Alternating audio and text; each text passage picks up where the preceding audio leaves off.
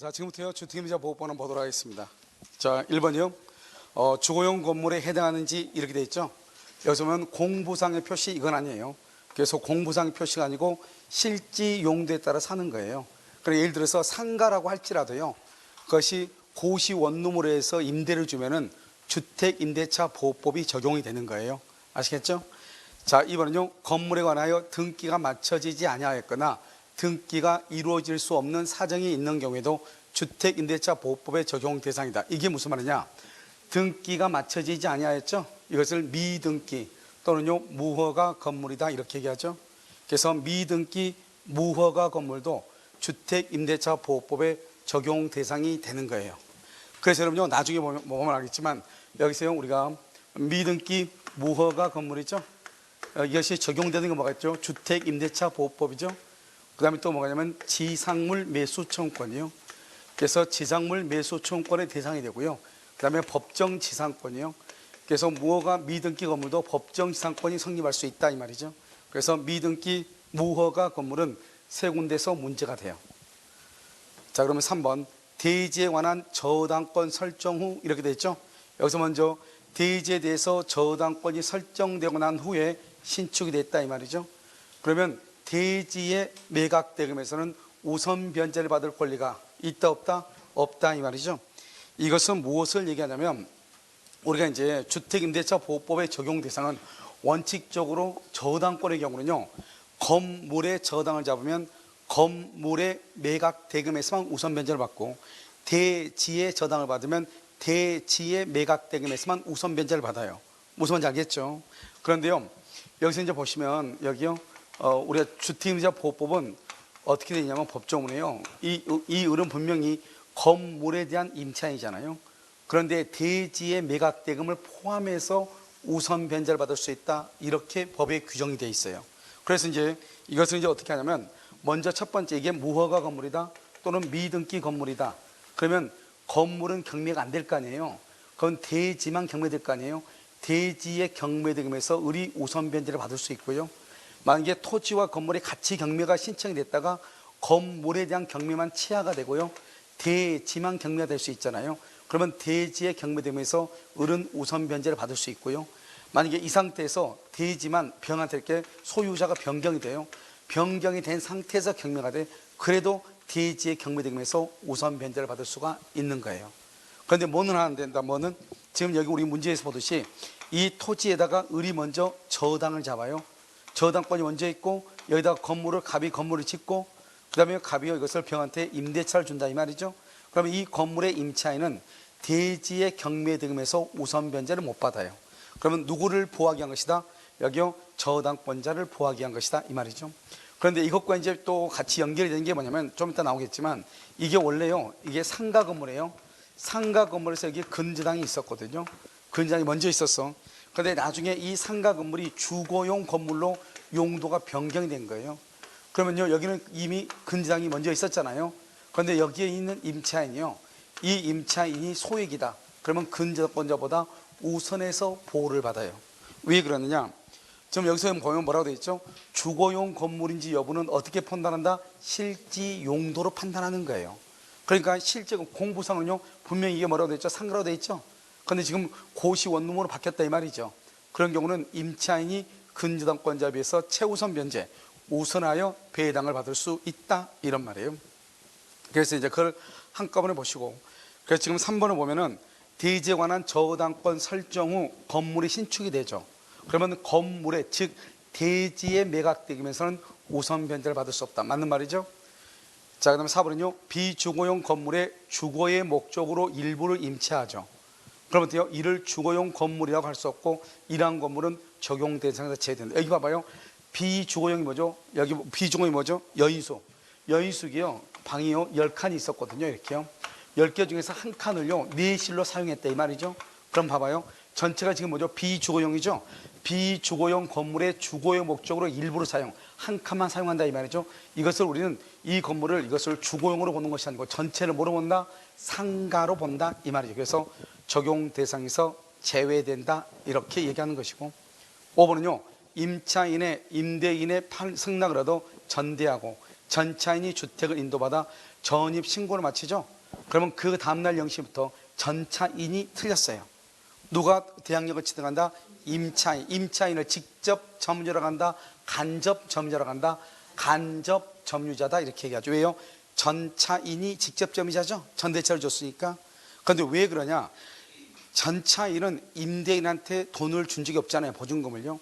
그러니까 건물이 경매되더라도 전차인의 권리는, 전차인의 임대인에 대한 권리는 있어요 없어요? 없죠. 그래서 그럼요, 우리가 동이 있는 전대차에서 보면 전차인은 임대인과 관계에서 의무, 차임을 지급할 의무는 있으나 뭐는 없다? 권리는 없다 이렇게 표현하는 거예요. 그래서 권리 자체가 없기 때문에요, 전차인은 임대인의 건물이 경매가 되더라도 임대인의 건물의 매각 대금으로부터 우선 변제를 받을 권리가 없는 거예요. 그럼 누가 우선 변제를 받아야 돼요? 임차인이 받아가지고 그 돈을 전차인한테 줘야 될 거 아니에요. 그런데 임차인은 전대차를 줬으니까 전출 신고를 해야 될 거 아니에요. 그러면 전출 신고를 하게 되면 임차인의 대항력은 소멸하게 되죠.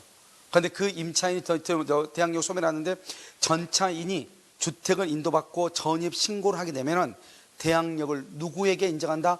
임차인에게 인정한다. 그런데 조심해야 될 것은 이런 경우가 있단 말이죠. 임차인이요, 불안해. 자기 전출 신고하면은 자기가 대항력이 없어진 줄 알고 자기가요 전출 신고를 하지 않고 이사만 간단 말이죠. 이사만, 알겠죠? 그러니까 전입 신고는 그대로 놓고 그다음에 전차인이요 들어와서 산단 말이죠. 이런 경우는 된다 안 된다? 안 되죠. 우리가 반드시 뭐냐? 주택을 인도받고 전입 신고를 하라 이렇게 돼 있단 말이죠. 그러니까요, 임차인은 전입 신고를 놔도 불안하니까, 알겠죠? 그런데 전차인이 전입 신고를 안 해. 그리고 전차인이 만다 거기 들어와서 살기만 해. 인도만 받아. 이런 경우는 두 사람 다 대항력이 있다 없다? 없다 이 말이죠. 아시겠죠? 그래서 반드시요, 전차인이 인도받고 전차인이 전입신고를 해야 돼. 그러면 누구한테 발생한다? 임차인. 임차인을 직접 점유, 간접 점유, 간접 점유 이렇게. 정답 몇 번이다? 5번 이렇게. 자, 이번은요, 임차인이 그의 가족의 주민등록은 그대로 준 채, 가족 동그라미요. 여기서 우리가 이제 가족이라고 하는 것은 뭐냐? 가족은요, 봐봐. 가족은 누구를 가족이라고 하냐면 여기서 직계 비속, 항상 나를 기준으로 해. 적보는요, 이걸 직계 전속이고 위를요 아버지, 할아버지, 중조, 고조, 그 다음에 자식, 손, 증손, 현손 이렇게, 이걸 직계 비속이라고 하고요. 이것을 반계 혈족이다 이렇게 얘기해요. 옆에를요 형제 자매 이런 게 있잖아요. 그래서 우리는 직계 존비속은 가족에 들어가요. 알겠죠? 형제 자매도 사촌까지는 가족에 들어가. 알겠죠? 그러니까요, 만약에 형하고 동생하고 누나가 있다. 누나가 만약에 임대차를 하고 있다가 임차인으로 있다가 누나가 시집을 간단 말이죠. 그러면 동생의 전입신고가 그대로 있죠. 그러면 이 동생이 인도받고 전입신고가 있으면 그 전에요 누나가 맨 처음에 전입신고하고 인도받아가지고 대항력이 있죠. 그걸 그대로 유지가 된다 이 말이에요. 아시겠죠? 그래서 여기서 보시면 가족의 주민등록은 그대로 둔 채 임차인만 일시적으로 다른 곳으로 옮겼다 이 말이죠. 그럼 임대차에 제3자에 대한 대항력은 상실한다 안 한다? 안 하는데, 여러분 여기서 조심해야 될 것은 가족 없이 이런 말이 나와. 가족 없이, 가족도 없이 홀로 사는 사람이 일시적으로 전출신고를 했다. 일시적으로. 그래도 대항력은 있다 없다? 없다. 알겠죠? 절대로 안 돼요. 가족만 이렇게. 2번, 주택의 실제 동표시와 불일치한 경우. 이게 무슨 말이죠? 예를 들어서 100-1번지인데요 100-1번인데 100번지로 이렇게 돼 있다 이 말이죠. 이런 경우는 대항력이 있다 없다? 없죠. 그럼 다시 어때요? 100-1번지로 수정해서 다시 전입신고가 돼야 되겠죠. 그러면 다시 수정해서 전입신고를 한 그 다음날 0시부터 새로운 대항력이 발생하는 거예요. 그래서 거기 보시면 실제 동표시와 맞게, 실제와 맞게 주민등록이 정리된 이후에야 비로소 대항력을 취득한다. 자, 그 다음에 3번 다가구라고 되어 있죠.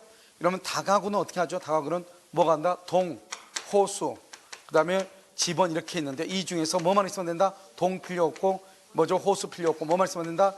집원만 올바르면 된다. 다가구용 단독주택의 경우 임차인이 위 건물의 일부나 전부를 임차하여 전입신고하는 경우 집원만, 알겠죠? 여기서 중요하죠? 집원만 이렇게.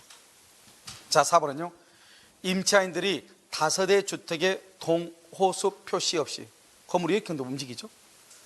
다세대 주택의 동호수 표시 없이 그 부지 중 일부 집원만으로 주민등록 전입신고를 했죠.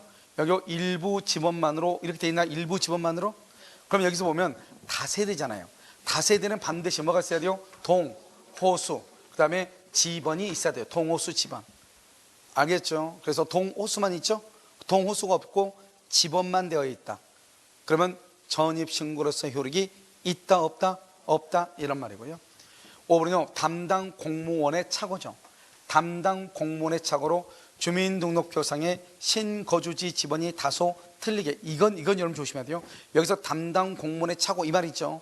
이것은 여러분이 조심을 해야 되는데, 이 말의 뜻은 뭐냐면 우리가 좀 이따 뒤에서 또 나올 거예요. 뒤에서 설명을 정판하면 이렇게 되는 거죠. 우리가 전입신고를 한 것이 뭐냐 이 말이죠. 우리가 주민등록 전입신고를 할 때는 서류를 작성을 해가지고요, 작성하고 제출하죠. 제출하면요 이것을 접수를 해가지고요, 그 다음에 여기서 이제 검토를 하고요, 검토하고 난 다음에 수리를 하죠. 수리해서 주민등록부에 등재가 이렇게 된단 말이죠. 그래서 원칙적으로 우리가 전입신고는 뭐냐, 수리한 때를 전입신고라고 하는 거예요. 알겠죠? 그러니까 여기서 말할 때는 뭐냐면 100번지로 똑바로 작성해서 제출해서 접수가 돼서 검토가 끝나서 100번지로 수리가 돼서, 그러면 100번지로 등록이 돼야 되잖아요. 전입신고가. 당연히 그러면 대항력이 있죠. 그런데 공무원이 잘못해서 101번지로 됐다 이 말이죠. 그렇다고 하더라도 이미 전입신고가 100번지로 똑바로 됐잖아요. 그러면 100번지로서의 대항력이 생기는 거예요. 알겠죠? 그러니까 지금 여기서 말하는 이 5번의 지문은 뭐냐면 담당 공무원이 착오했다 이 말은 여기 등록은 누가 하는 거죠? 공무원이 하죠. 그러니까 여기를 지난 이걸 얘기하죠. 그러니까 이미 수리할 때는 똑바로 수리가 됐다 이 말이잖아요. 그 다음에 문제잖아요. 그럼 무슨 말인지 아시겠죠? 자, 그래서요 주민등록표상에 신거주지 지번이 다소 틀리게 기재되었다면 대항력은 발생한다 안 한다? 발생하지 않는다. OX, X 틀렸죠? 대항력은 발생한다. 언제 발생하지 않죠? 이런 경우죠. 여기요 수리가 되기 전에 어떠죠? 검토만 한 단계에서 이 사람이 100번지로 똑바로 올바르게 전입신고했음에도 불구하고 공무원이요 수리가 되기 전에 검토 단계에서 잘못된 정보를 줘가지고 101번지로 신고하라고 이렇게 알려줬단 말이죠. 그러니까 이 사람이요 공무원이 말한 대로 101번지로 이렇게 다시 접수가 돼가지고 101번지로 공무원이 검토해서 101번지로 수리가 돼서 101번지로 등록이 됐다 이 말이죠. 그럼 원래는 이게 100번지인데 이거는요 수리가 되기 전에 지금 공무원이 검토 단계에서 발열한 거잖아요. 그런데 정보를 잘못 알려줬죠. 이런 경우는 101번지로서의 전입신고가 있다 없다? 없고 100번지로서의 전입신고의 효력이 있다 없다? 없다 이 말이죠. 이런 경우는 대항력이 발생하지 않는 거예요. 무슨 알겠죠? 그래서 여러분요 우리가 신고라고 하는 것은 그것은 사실행위고요, 그렇기 때문에 그것은 원칙적으로 대장을 기준으로 하는 것이고요. 그래서 여러분요 신고를 할 때는 똑바로 신고를 해야 되고, 공무원이 잘못된 정보를 줬다 하더라도 그것은 신고로서의 효력이 있다 없다? 없다 이 말이죠. 아시겠죠? 정답 몇 번이에요? 몇 번? 5번 틀린 것이죠? 틀린 것은요 5번 이렇게. 자 3번은요 전입신고를 마친 주택의 소유자가 그 주택을 타인에게 매도함과 동시에 이를 임차하여 거주하는 경우 이렇게 되어 있죠. 소유권 이전 늦기를 줄고 격려해 준 날 이후 임차인으로서의 대항력을 갖는다 이렇게요. 이것은 뭐냐면 여러분 제목이 점유 개정이라고 하는 거예요. 여기 한번 볼까요? 우리가요 이렇게요 갑이 있고 여기 을이 있잖아요. 그래서 갑이요 2월 1일 날 여기서 등기를 하고요 전입 신고를 한 거예요. 그러면 갑이 지금 누구죠? 소유자인 거예요. 거기 소유자인데요 갑이요 을하고요 매매를 해요. 5월 1일 매매를 했단 말이죠. 그럼 어떻게 매매를 했으면 이 사람은 어떻게 해요? 이 사람은 더 이상 소유자가 아니잖아요. 그런데 이 사람이 5월 1일 을한테 팔고 나서 이 집을 다시 임차인으로서 사용하는 거예요. 임차인으로서. 그러니까 이 사람은 소유자로서 점유를 했잖아요. 이제는 누구로서 점유한다? 임차인으로서 점유하잖아요. 이것을 우리는 점유 개정이라고 얘기하는 거예요. 그럼 우리 민법에서 점유 개정은 딱 한 군데서 나온다. 어디서 나온다? 선의취득. 우리가 선의취득에서 점유 개정의 경우는 선의취득이 인정된다 안 된다? 안 된다. 아주 중요해요. 알겠죠? 인정되지 않아요. 그런데 여기에서 보면 이 임차인이 여기서요 5월 1일 매매를 하고 나서 임차인으로 살고 있으면서 아직도 등기를 가지고 있고, 등기는 을한테 10월 1일 날 등기를 해준 거예요. 10월 1일 날 여기서 5월 1일 날 매매를 하고 그런데요 돈 다 받고 이 사람이 임대 소유자에서 임차인으로 살면서 등기는 10월 1일 날 등기해줬다 이 말이죠. 그러면은 제3자가 봤을 때는 10월 1일이 되기 전까지는 누구 앞으로 등기가 되어 있죠?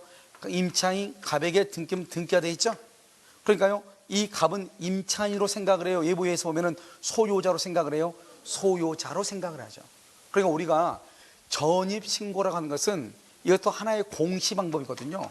이런 공시방법이라는 것은 제3자가 봤을 때 누구로서 살고 있냐 이 말이잖아요. 그런데 지금 여기로 보면 등기가 갑으로 되어 있기 때문에 제3자가 봤을 때는 갑을 당연히 소유자라고 생각을 하지, 이 사람을 임차인으로 생각하는 사람은 있다 없다? 없다, 이런 말이죠. 그럼 언제요? 이 갑이요 을에게 등기를 해주죠. 등기를 언제? 10월 1일. 그러면 이제부터 이 사람은 소유자가 아니죠. 그러면 언제다? 10월 2일 몇 시부터? 0시부터 이 말이죠. 소유자가 된다. 이것을 뭐라고 한다?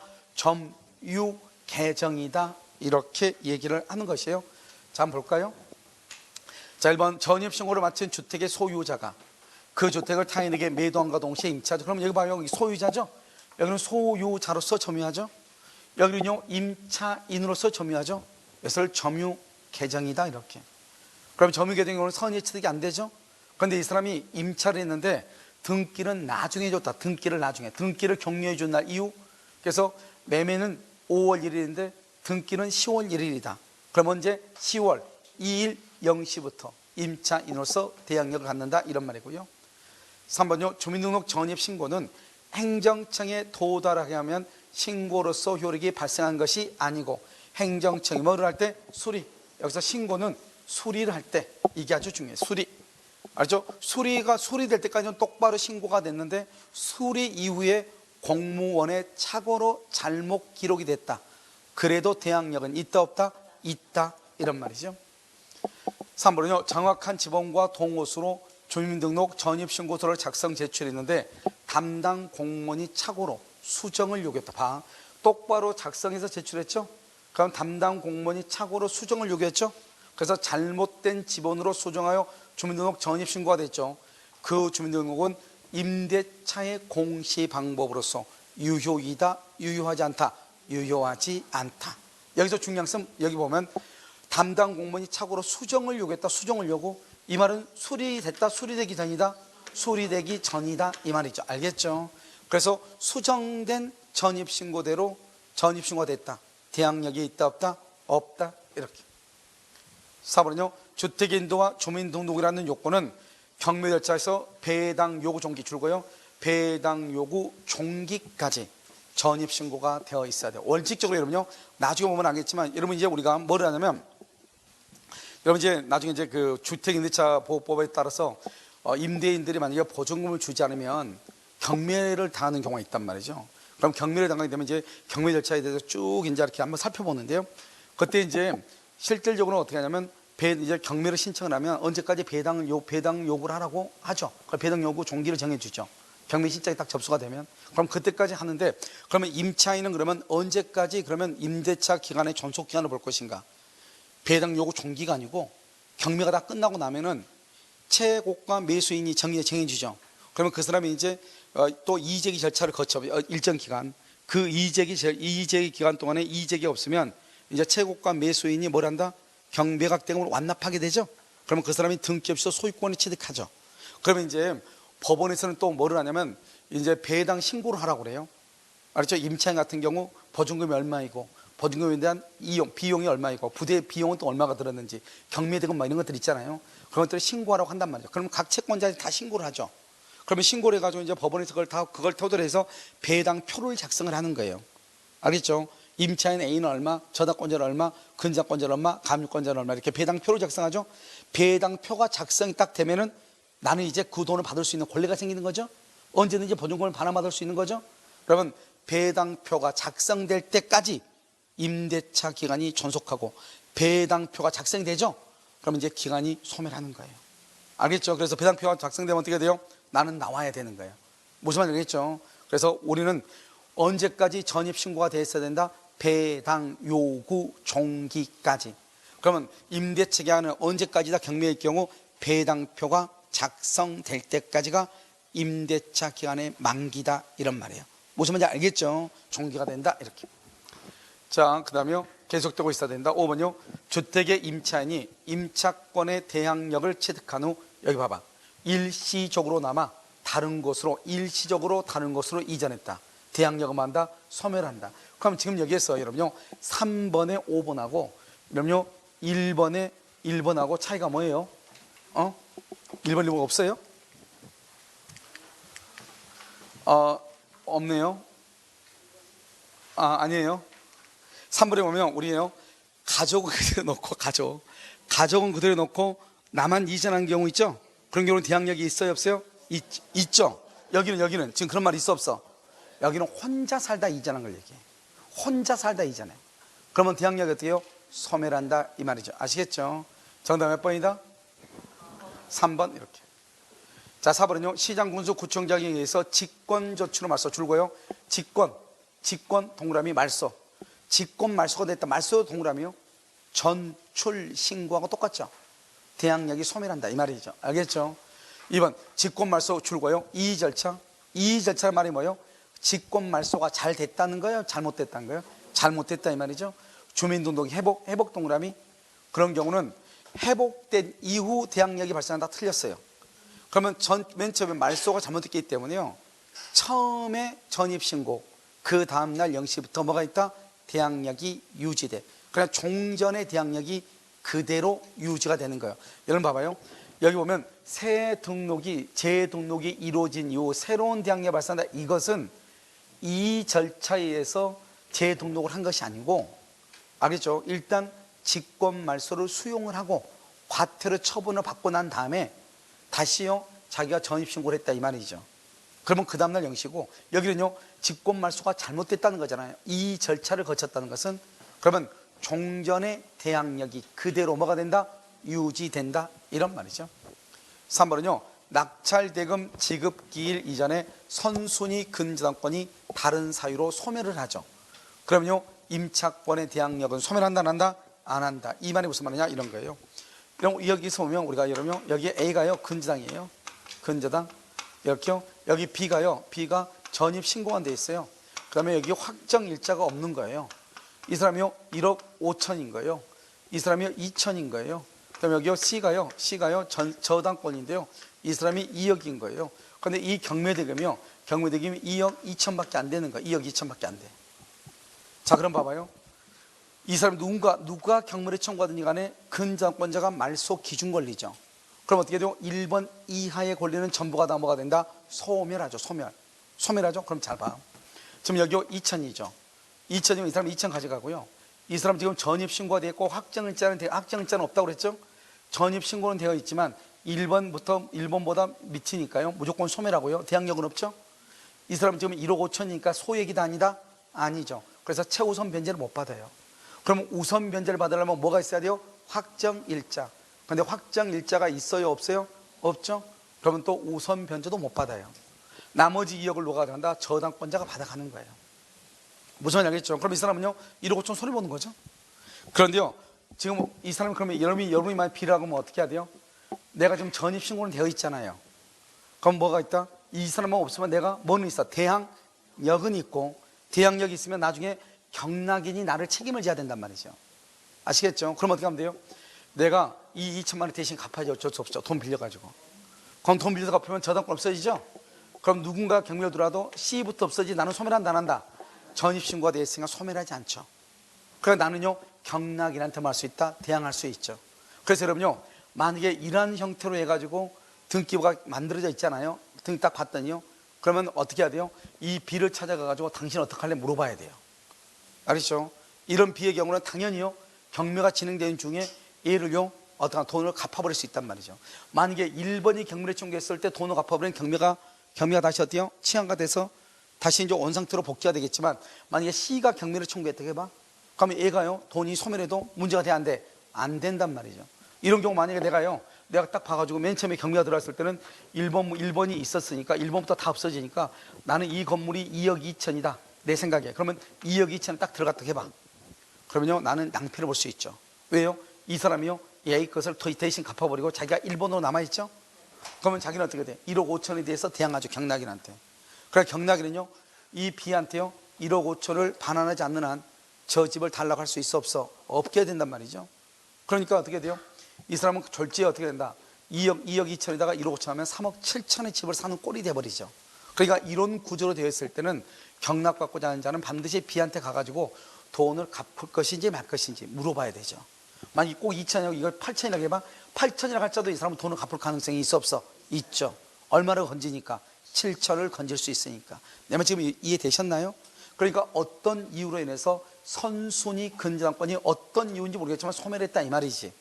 그러면요, 나는 임차인은요, 이 임차인은 비록 확정일자가 없다 할지라도 전입 신고가 되어 있으면은 뭐 할 수 있다? 대항할 수 있다, 이런 뜻이에요. 알겠죠? 그래서 이것이 한번 보시고, 그리고 다시 한번 보시면 어디를 보시냐면 3번요, 낙찰대금 지급기일 이전에 선순위 근저당권이 다른 사유로, 다른 사유가 뭐죠? 변제겠죠? 변제 등으로 소멸하죠. 임차권에 대한 이야기 소멸한다 안 한다? 안 한다. 알겠죠? 자, 3번 대항 요건을 갖춘 임차인의 임대차 보증금 반환 채권에 대한 압류나 전부 명령이 확정된 후 임차인인 임대인이 당해 주택을 매도한다. 임대인은 전부금 지급 의무를 뭐한다? 면한다. 이렇게. 이것도 이제 우리 기출문제 나온 것인데요. 이제 이렇게 갑이 있죠. 갑이 있고 을이 있으면 을이 임차인이잖아요. 임차인이 갑한테 보증금 1억 원에 월세 100만 원 주고 있는데요. 이 A라고 하는 사람은 은행한테요. 을은요, 은행한테요. 근장을 잡았죠. 여기요. 은행한테 돈을 1억을 빌렸단 말이죠. 그런데 A가요, 돈을 갚지 않아요. 그러니까 은행이 어떻게 해야 돼요? 이 사람이 받을 보증금 1억 원에 대해서 압류나 가압류나 또는 전부 명령 등을 한단 말이죠. 그럼 어떻게 돼요? 이 갑을 우리는 뭐라고 한다고 했죠? 제3채무자다. 이렇게 임대인을요, 제3채무자. 즉 이 사람이 채권자니까요. 채권자니까 임차인이 채무자가 되잖아요. 그런데 이 갑은요, 을한테 보증금 1억을 받았으니까요, 기간이 종료가 되면 보증금 1억을 을한테 반환해야 되죠. 반환해야 되니까 뭐라고 한다? 채무자인데요. 그런데 여기에서 보증금에 대해서 압류가 딱 들어오면은요, 이 보증금을 임차인에게 반환하면 안 되잖아요. 누구한테 반환해야 돼? 제3자인 채권자한테 반환해야 되죠. 그런데 이 갑은요, A한테는 돈을 빌린 적이 있어요? 없어요? 없죠. 그래서 이 사람을 이 을 임차인하고 비교하기 위해서 제3채무자라고 얘기하는 거예요. 그럼 어떻게 돼요? 만약에 기간이 만료가 되면 갑은 제3채무자인 임대인인 갑은 보증금을 을이 아니고 A한테 반환해야죠. 그런데 이렇게 가압류가 5월 1일 가압류가 있는데요, 여기 5월 5일 날이요, 5월 5일 날 이 가압류가 이것을 또 병한테 처분했다 이 말이죠. 갑이 병한테요. 그러면 병은 누구다? 양수인이죠. 그러면 양수인은 임대인의 지위를 뭐한다? 승계한다. 승계. 그러니까 이 양수인이 이제 제3취득자가 되는 거예요. 제3채무자가 되는 거예요. 그래서 이 사람이요, 기간이 끝났을 때 보증금을 병이 A한테 반환하는 거예요. 그러면요, 이 채권자는요, 이 가압류 채권자는 누구한테만 권리를 행사한다? 양수인. 양수인 즉 제3채무자에게 권리를 행사해야지 종전의 임대인에게 권리를 행사할 수는 있다 없다? 없다. 이렇게요. 그럼 여기서 가압류가 딱 들어올 때요, 갑이요, 기간이 끝나면 내가 1억을 A한테 주기로 약속을 했어요. 1억을 주기로. 그러니까 그때부터요, 이 을이요, 차임을 안 주는 거예요. 차임을, 월세를. 그래가지고 월세가요 한 1,000만 원 정도 밀렸다 이 말이죠. 그럼 어떻게 돼요? 갑은 아무런 이의를 보류함이 없이 기간이 만료되면 1억을 주기로 A하고 약속을 했잖아요. 그런데 지금요, 그런데 임차인이 그때부터 어떤 엉뚱한 짓을 해서 갑하고 임대인과 임차인 사이에 1,000만 원 상당의 손해배상이 있잖아요. 그럼 어떻게 한다? 이 양수인이요, 나중에 보증금을 A한테 반환할 때는 이 보증금을 반환한다고 하는 것은 양수인한테 임차인한테 뭘 한다? 물건을 넘겨받는다, 인도받는다 이 말이죠. 물건을 명도받을 때까지 발생한 모든 손해를 공제하고 나머지를 A한테 반환하는 거예요. 알겠죠? 모든 것을 공제하고. 이해됐죠? 그것을 뭐라다? 임차권이요, 임대차 보증금이 압류된 상태에서 소유자가 변동이 된 것을 얘기를 해요. 다시 한번 보시면 4번 대항 요건을 갖춘 임차인의 임대차 보증금 반환 채권에 대한 압류 및 전부 명령이 확정된 후 소유자인 임대인이 당해 주택을 매도했다 이 말이죠. 알겠죠? 매도한 경우 임대인은 전부금 지급 의무를 면한다. 알겠죠? 누가 부담한다? 누가?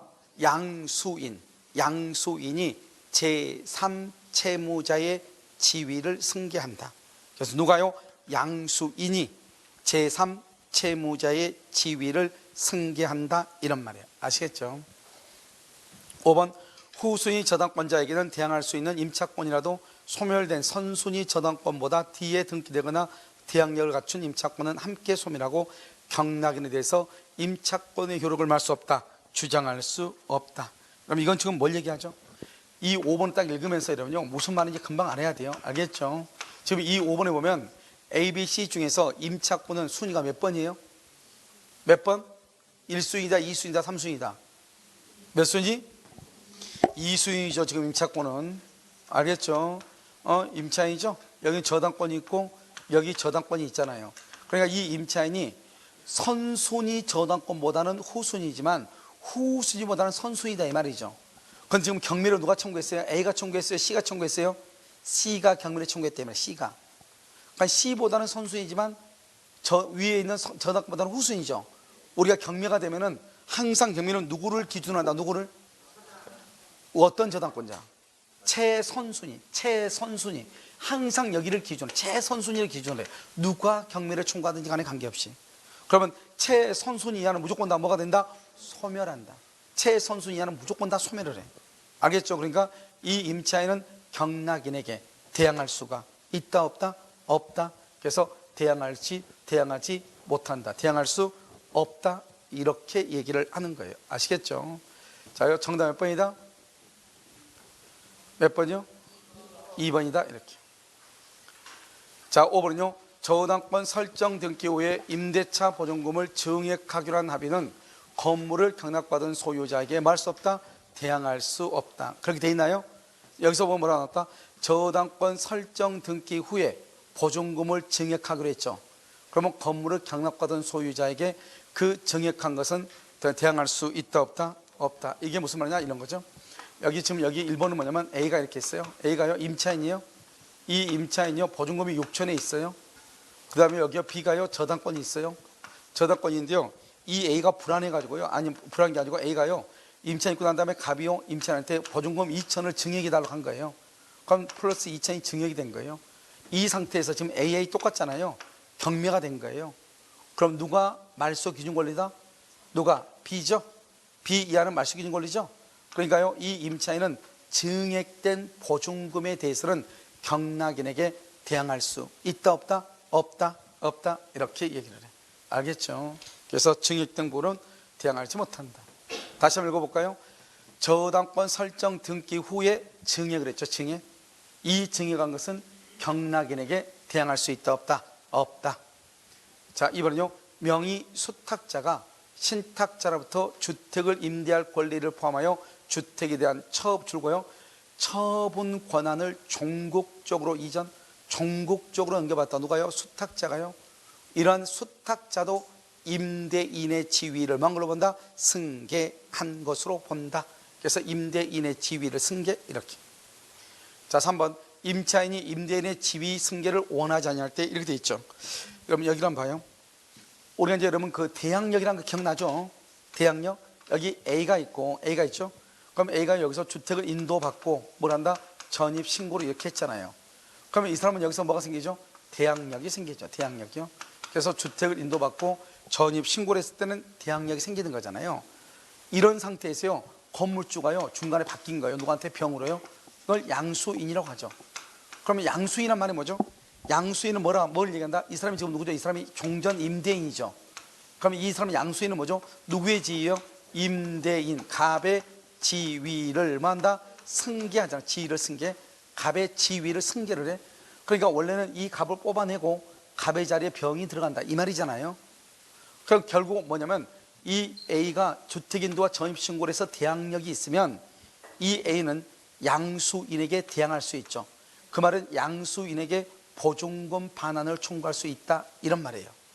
그런데 문제는 뭐냐면 이 사람이요 임대차 건물주가 바뀌죠.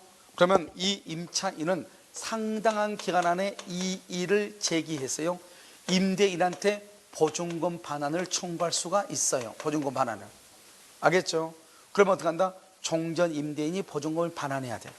그러니까 임차인이 대항력이 있다고 해서 무조건 양수인에게 권리를 주장해야 되는 것이 아니고 상당한 기간 안에 뭘 하게 되면 이 일을 제기하게 되면은 누구한테? 종전 임대인에게 보증금 반환을 청구할 수가 있다, 이런 말이죠. 알겠죠? 왜요? 소유자가 바뀌면은 임차인의 입장에서는 어떤 문제가 발생하냐? 신뢰관계가 깨지거든요. 알겠죠? 그래서 임차인은 둘 중 하나를 선택할 수 있죠. 주인이 바뀌면 계속해서 살든지, 그렇지 않으면요 보증금 받고 나가든지. 그래서 전입신고 대항력이 있다 할지라도 이 일을 제기하면은 종전 임대인에게 보증금의 반환을 말할 수 있다, 청구할 수 있다, 이 말 청구할 수 있다. 무슨 말인지 아시겠죠? 그것을 얘기하죠. 자요. 여기 보면 3번 보시오. 임차인이 임대인의 지위승계를 원하지 않는 경우에는 임차인은 상당한 기간 안에, 알겠죠? 뭘 한다? 이 일을 제기해서 그러면요 임대차 계약을 해지하면 양도인 누구죠? 종전 임대인이죠. 종전 임대인의 임차인에 대한 보증금 반환 채무는 소멸한다, 안 한다? 안 한다.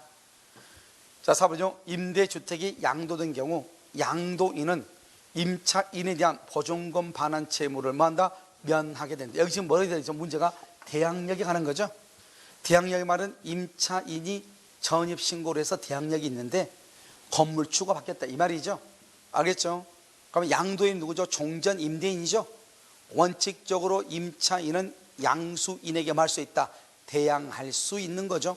그런데요 여기 3번처럼요 뭐를 하게 되면 이 일을 제기하게 되면은 종전 임대인한테 청구할 수 있지만 원칙적으로는 뭐가 있다?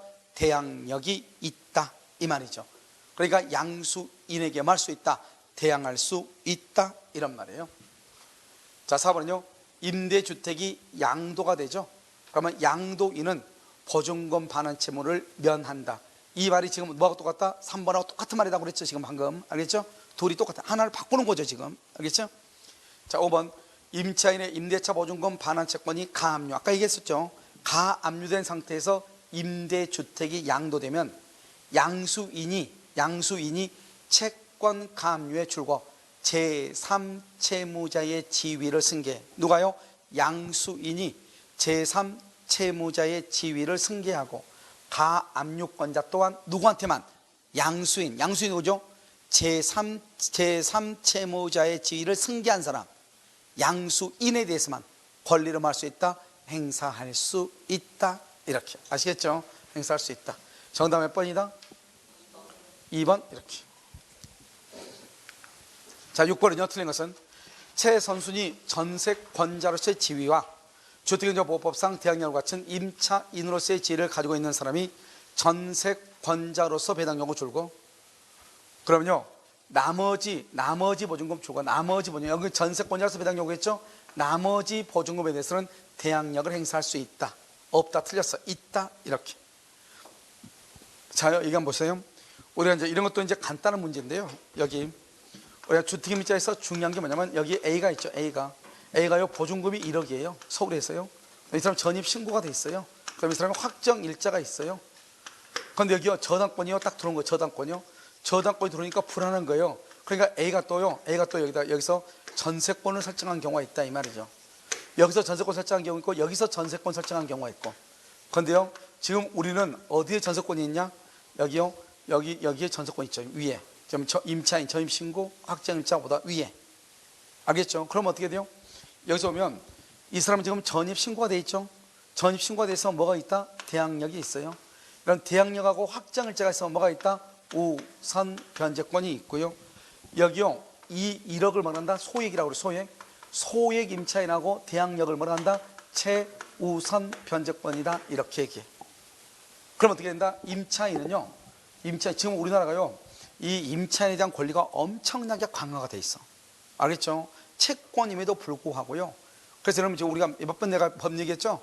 법이 개정될 때 되면 아마 여기 임대라든가요 전세권에 문제가 생긴다. 왜요? 전세는 거의 이제 줄어들고요. 뭐로 간다? 보증금이나 월세가 여기 오를 수밖에 없다. 지금까지 계속 법이 바뀔 때마다 계속 그랬거든요. 주택임대차 보호법을 맨 처음에 만들었을 때도 2년 동안 그랬고요. 그 다음에 상가 건물 임대차 보호법을 만들었을 때도 또 2년 동안 그랬어요. 이번에도 여러분요 또 이제 법이 바뀌면 이제 4년 동안 보호를 받잖아요. 그럼 4년 동안 5%밖에 못 올리는 거예요. 알겠죠? 그럼 100만 원이면요 5만 원인 거예요. 그러니까 어떻게 해요? 임대인의 입장에서는요, 차라리 그러려면 내가 은행에다가 대출을 받게 돼. 왜? 대출이잖아요. 요즘 싸니까요. 담보대출에서 대출을 받아가지고 차라리 그냥 월세를 많이 올려가지고 4년 동안 뭐 한다? 그것으로 이자를 내겠다는 거죠. 그리고 4년 동안 한번 버티겠다는 거죠. 첫 번째요, 정권이 바뀌면 어떻게 될지 모른다. 두 번째는요, 보통 우리나라는 지금까지요, 부동산 가격이 떨어진 적이 거의 있어요, 없어요? 없죠. 그래서 거의요, 스테디하든지 올라가든지 한단 말이죠. 그러니까 그걸 노리고 이제요, 지금 월세를 많이 올리려고 지금 하고 있는 거죠. 이게 이제 큰 문제가 되는 거죠. 그래서 우리가 보면, 여기서 보면 이 임차인은 전입신고가 돼가지고 대항력이 있고, 확정일자가 있어서 우선 변제권이 있고, 소유기니까 최우선 변제가 있고, 거기다가 또 이게 전세권 등기까지 해놨으니 다 있단 말이죠. 그럼 이 네 가지를요, 이거 하나, 둘, 셋, 네 가지를 선택적으로 주장할 수 있어요. 그러니까 이제 경매가 됐단 말이에요, 저당권자가. 그러면 저당권만 소멸하겠죠. 소멸하는데 이 사람이요, 여기 있으면 저당권보다 위에 있으니까 전세권이나 임차권은 소멸한다, 안 한다? 안 하죠. 인수되죠. 근데 문제는 전세권자가 배당 요구를 한다 이 말이죠. 배당 요구를 하면 돈을 다 받든 못 받든 무조건 전세권을 뭐 한다? 일단 소멸하죠. 여기 1억인데 9천 받고 1,000원 못 받았다 이 말이죠. 그러면 임차인은 임차인으로서는 배당 요구를 했다 안 했다? 안 했죠. 그러면 임차인의 권리는 그대로 존속하는 거예요. 그래서 임차인은 뭐 할 수 있다? 대항할 수 있다. 누구한테요? 경락인에 대해서. 얼마요? 1,000만 원에 대해서. 무슨 말 알겠죠? 이 네 가지를 다 선택적으로 주장을 하는데, 만약에 봐봐, 전세권이 여기 전세권이 저당권 밑에 있을 수 있겠죠. 그러면 경매가 되면 어떻게 돼요? 전세권은 소멸하지만 임차권은 소멸한다 안 한다? 안 한다. 그런데 봐봐요, 전세권하고 임차권이 이렇게 같이 있는데요, 이 임차인이요, 전출신고래. 전출. 여기 봐봐, 전입신고라면 대항력이 있고, 전입신고와 소액이 묶어야지 최우선이고, 전입신고하고 확정일자가 있어야 우선 변제잖아요. 그러니까 만약에 전출신고를 딱 해버리죠. 그럼 대항력 없어져, 우선 변제 없어져, 최우선 변제 없어져, 전부 다 없어지는 거예요. 무슨 말인지 알겠죠? 그런데 지금 뭐는 남아있다? 전세권은 남아있다 이 말이 아니에요. 지금 이해되셨죠? 그럼 우리가 전출을 하게 되면 임대차에 관한 권리는 모두가 다 소멸해. 그런데 전세권은 반드시 목적물의 인도는 요건이 아니거든요. 알겠죠? 그래 전세권 등기가 되어 있으면 전세권자로서 보호받을 수 있다 이런 말이에요. 지금 이해되셨나요? 알겠죠? 그래서 이것을요, 전부 다 한번 봐야 돼요. 됐죠? 자, 여기 이제 몇 번이죠? 2번이요. 주택임차보호법상 임차인으로서의 지위와 1번부터 볼까요?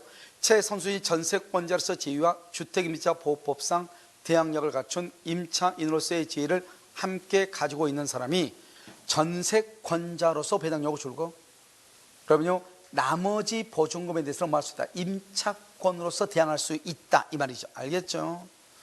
자, 이번은요, 주택임차보호법상 임차인으로서의 지위와 전세권자로서의 지위를 함께 가지고 있는 자가 그중 임차인으로서의 지위에서 배당력을 줄고 임차인의 지위에서 배당력이 있죠. 그럼 이것은 전세권자로서의 배당력으로 본다 안 본다? 안 본다. 아까 말했죠? 네 가지는 별개로서 선택적으로 행사할 수 있다 이런 말이죠. 별개다 이런 말이죠. 아시겠죠? 자, 3번은요, 대항력을 갖춘 임차인이 전세권 설정 등기를 했다.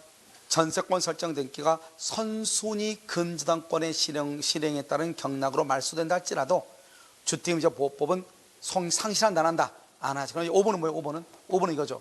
1번이 뭐죠? 임차권, 전입신고죠. 대항력. 2번이 뭐죠? 저당권이죠. 3번이 뭐죠? 전세권이죠. 알겠죠? 그러니까 임차인이 전세권 등기를 했다 이 말이죠. 그러면 경매가 되면 저당권 설정 후에 설정된 전세권은 소멸하지만 임차권은 소멸한다 안 한다? 안 한다. 그 말의 뜻은 뭐다? 우리가 대항력, 우선 변제, 최우선 변제, 전세권은 어떻게 한다? 선택적으로 행사할 수 있다. 어떻게 행사한다? 선택적으로 행사할 수 있다 이런 말이죠. 자, 4번은요, 주택임차인이 주택인도와 주민등록을 마친 당일에 확정일자를 갖춘 경우 이렇게 되어 있죠. 그래서 당일에 확정일자를 갖춘 경우 우선 변제권은 대항력과 마찬가지로 주택의 인도와 주민등록을 마친 언제 기준으로? 다음 날을 기준으로 발생을 한다. 이렇게. 지금 여기서 봐봐요. 여기 주택의 인도와 주민등록을 마친 당일의 확정일자죠. 확정일자죠. 그러면 우선 배정권은 빡세요. 우선 배정권은, 우선 배정권이 뭐예요? 여기 봐봐. 여기 보세요. 여러분, 이것은 딱 정리를 해야 돼. 주택의 인도 플러스 전입신고. 신고가 먼저 뭐를 구하라고? 대항력을 구하라고. 대항력. 그 다음 대항력하고 뭐하고 비교하라고? 확정일자. 확정일자를 비교해서 여기서 우선 배정권을 결정한다고. 근데 이 우선 배정권은 이 두 개를 비교해서 먼저 늦게 이 두 가지를 비교해서 빠른 날 늦은 날, 여기서 늦은 날을 기준으로 이렇게 늦은 것을 기준으로 한다 이 말이죠. 한번 볼까요? 우리가 항상 같은 날이냐 그 다음 날이냐 이렇게 지금 보라고 몇 번 얘기했죠. 자, 주택의 인도 2월 1일, 전입신고 2월 1일, 확정일자도 2월 1일이다. 항상 2월 1일은 아무 말 없으면 9시로 보면 돼. 9시에 관공서가 문을 여니까. 그럼 여기요, 같은 날은 일단 2월 2일 0시가 대항력이다. 같은 날 전입신고와 같은 날 확정일자라면은 언제나 대항력이 늦을 수밖에 없다. 대항력은 그 다음날 몇 시다? 0시. 그런데 여기는요, 그 다음날이죠. 2월 1일인데 2월 2일 9시. 2월 2일 9시에 확정일자가 있다. 2월 2일 9시에. 그럼 어떻게 돼요? 여기는 며칠이다? 2월 1일이죠. 여기는 2월 2일 0시죠. 0시니까 0시 9시니까 어디가 더 빠르다? 여기요, 대항력이 더 빠르다 이 말이죠. 그러니까 같은 날 그러면 무조건 확정일자나 등기가 빠를 수밖에 없어. 저당권 등기도 그날이죠. 접수한 날. 여기요, 확정일자도 그날이죠. 그런데 대항력은 그 다음날 0시거든. 그러니까 우리가 같은 날 확정일자가 되어 있다, 같은 날 등기가 되어 있다. 그럼 무조건 누가 빠르다? 등기나 확정일자가 빠르고, 그 다음날 등기다, 그 다음날 확정일자다. 그러면 누가 빠르다? 대항력이 빠를 수밖에 없다. 아시겠죠? 그래서 여기서요, 늦은 날은 어디가 늦다? 어디가 늦어? 2월 2일 0시. 여기는요, 2월 2일 몇 시? 9시. 이렇게 되는 것이다. 그래서 이걸 이제 어떻게 읽냐? 지금 어떻게 읽냐? 봐. 주택의 인도와 전입신고를 하고 같은 날 확정일자라면은 대항력과 마찬가지로 우선 배정권이 발생하고, 그 다음날 확정일자라면은 확정일자일을 기준으로 우선 배정권이 발생한다 이 말이죠. 아시겠죠? 이것은 무조건 암기해야 돼. 자, 봐. 주택임차인이 주택의 인도와 주민등록으로 마친 당일에 확정일자죠. 그럼 같은 날 확정일자면 누가 빨라? 확정일자가 빠르고. 뭐가 늦어? 대항력이 늦어. 대항력은 언제니까? 그 다음날 0시니까.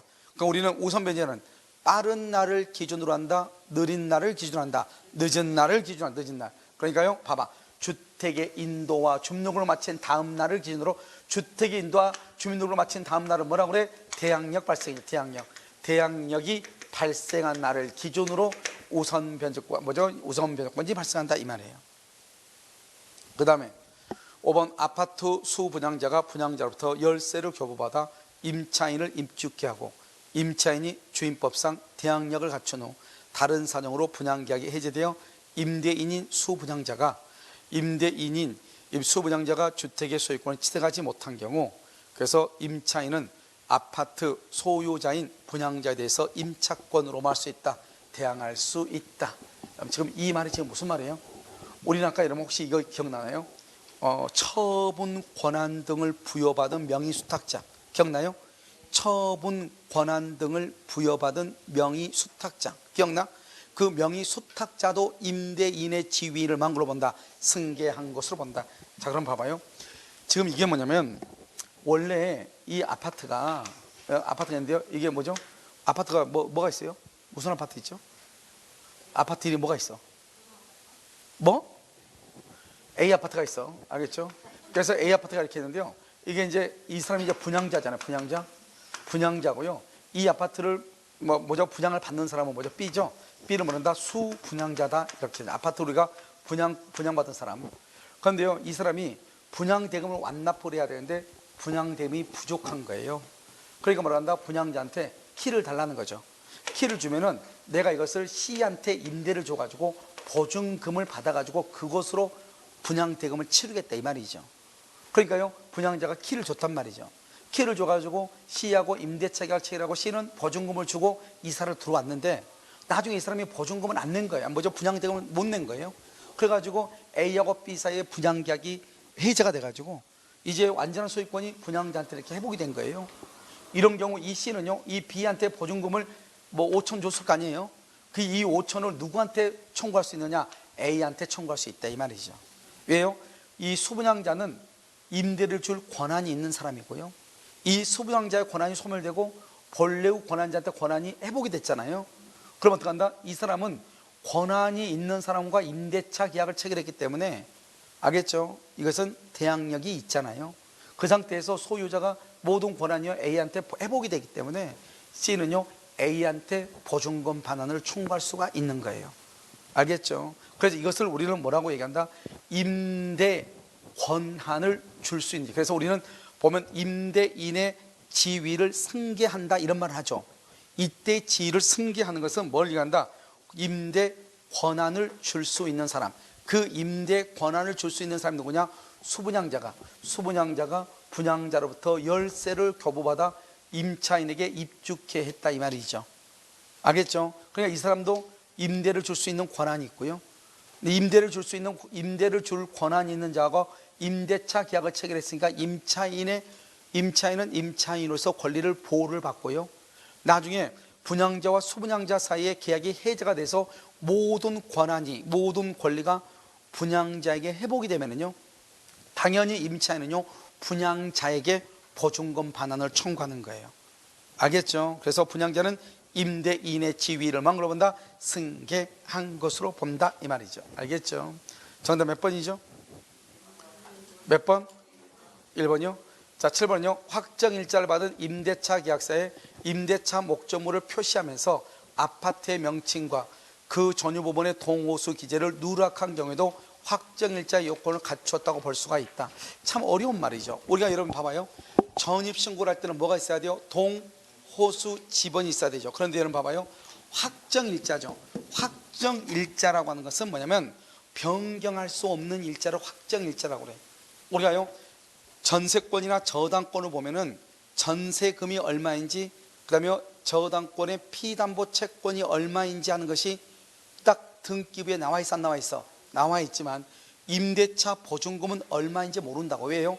임대인과 임차인 두 사람 간의 문제이고, 만약에 그러면요, 보증금이 4천인데요 4천인데 여기다 2 하나 딱 써버리면 얼마가 돼? 2억 4천이 돼버리는 거잖아요. 알겠죠?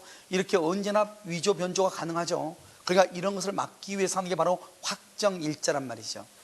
알겠죠? 그러니까 판례가 뭐랬냐? 확정일자라는 것은 두 사람 사이에 임대차 계약이 성립되고 동이요. 만약에 우리가 보면 나홀로 아파트 있잖아요. 그럼 막 동이 하나죠. 하나의 동에 만약에 301호라는 것을 알 수가 있다 한다면, 그러면요, 나머지가 자세히 쓰여 있지 않아도 충분하다는 거죠. 그런데 여기는 이제 이건 판례예요, 판례. 판례인데 문제는 뭐냐면, 지금요, 현재 이제 우리 현재 주택임대차 법에는 어떻게, 법에는 뭐냐면, 확정일자를 받기 위해서는 임대인의 인적사항이나 임차인의 인적사항이나 주소라든가 이런 것이 다 완벽하게 거기에 기재가 돼 있어야 돼. 그래야만이 확정일자를 받을 수 있도록 돼 있단 말이야, 지금은. 그럼 이 판례는 뭐냐? 이 판례는 지금과 같은 법조문이 나오기 전의 판례예요. 그럼 이건 그러면 시험에 나오냐 안 나오냐? 그건 우리가 알 수 없죠. 왜냐하면 우리가 그럼요, 멸실 등기 있죠. 멸실 등기, 멸실 회복 등기 있잖아요. 사실은 지금 멸실 회복 등기라고 하는 것이 등기법에서는 사라진 지 오래예요, 용어가. 왜냐하면 멸실 회복이라는 것은 등기부가 불타버렸을 때 다시 등기부를 새롭게 만들어야 되잖아요. 그걸 멸실 회복이라고 한단 말이죠. 그런데 지금은 등기부가 불에 탈 수 있어 없어? 없죠. 어떻게 하니까? 전산 등기부니까. 그럼에도 불구하고 지금 최근까지요, 최근까지 법무사 시험에도 법무사하고 법원행정고 시험에도 최근 3년 전인가, 그다음에 주택거래사 시험에도 멸실 회복 등기가 또 나왔거든요. 알겠죠? 그것은 판례 자체가 없어진 건 아니니까요. 그래서 여러분요, 그래서 할 수 없이 이걸 써놨는데, 우리가 확정일자를 할 때는 여기 보면 아파트의 명칭, 우리가 아파트의 명칭 있죠. 무슨 아파트, 그 명칭이나 또는 그 전유 부분에 동호수의 기재를 누락했다 할지라도 그것이요, 몇 동 몇 호에 관한 아파트에 관한 것인지를, 우리가 동호수에 관한 것인지를 확인할 수 있으면 유효하다, 이런 판례예요. 알겠죠? 그런데 실질적으로는 지금은요, 지금 현재 법하고는 약간 배치가 되죠. 무슨 알겠죠? 그럼에도 불구하고 판례 자체는 그대로 남아있는 것이다. 이해되셨죠? 지금 우리가 여러분요, 저당권 등기를 할 때 금융감독원이 은행권한테, 금융권한테 저당권 설정 비용이 있죠. 그 설정 비용을 다 누가 부담하도록 돼 있죠? 지금은요, 은행권이 부담하도록 돼 있단 말이죠. 그런데 우리 개인 간에는 여전히 저당권 설정 비용을 누가 부담해요? 채무자가 부담하고 있단 말이죠. 채권자가 부담해야 되는데, 그런데 우리 대법원 판례는 뭐라고 돼 있냐? 저당권 설정에 따른 비용은 실무상 채무자가 부담하는 것이 원칙이라고 돼 있어요. 지금 판례는. 그런데요, 지금요, 금융권에서는요, 누가 지금 부담하고 있다? 은행, 채권자가 부담하고 있단 말이죠.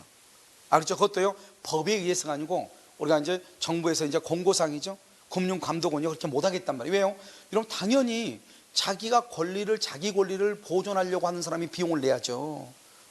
우리가 돈 빌려줬는데 그 사람이 돈을 갚지 못하면 경멸해야 되니까 내 권리를 보존하기 위해서 하는 거죠. 이러면 만약에 전세 들어갈 때요, 전세권 등기할 때 등기 비용 누가 부담해요?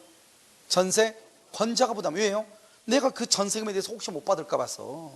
전세권자가 자신의 권리를 보존하기 위해서 하는 게 전세권 등기고, 비용은 전세권자가 부담하는데, 희한하게 저당권은 지금 약자인요, 채무자가 부담을 했단 말이죠.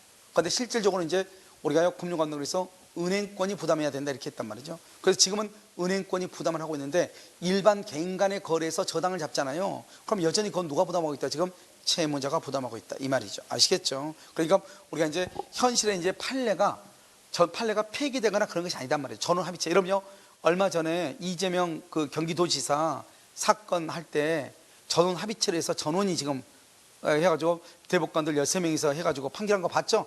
뉴스에 나왔잖아요. 그렇게 13분이서 결정하는 것을 우리는 전원합의체 판결을 갔는데, 이미 판례가 나와 있는 것을 폐기하려면 그 13분이 모여가지고 결정을 내려야 돼요.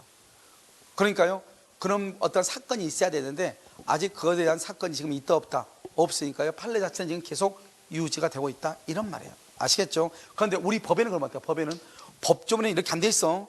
법조문에는 임대인이나 임차인의 인적사항이라든가 보증금이라든가 소재지 이런 것을 다 똑바로 기재하도록 돼 있어. 알겠죠? 그러한 계약서에다가 확정일자를 받도록 돼 있단 말이죠. 법에는. 아시겠죠? 그러니까 법과 약간 차이가 있는 것이다. 이해됐죠 지금? 자, 그 다음에 2번, 주택의 인도와 주민등록이라는 우선 배정권 언제까지? 배당 요구 종기.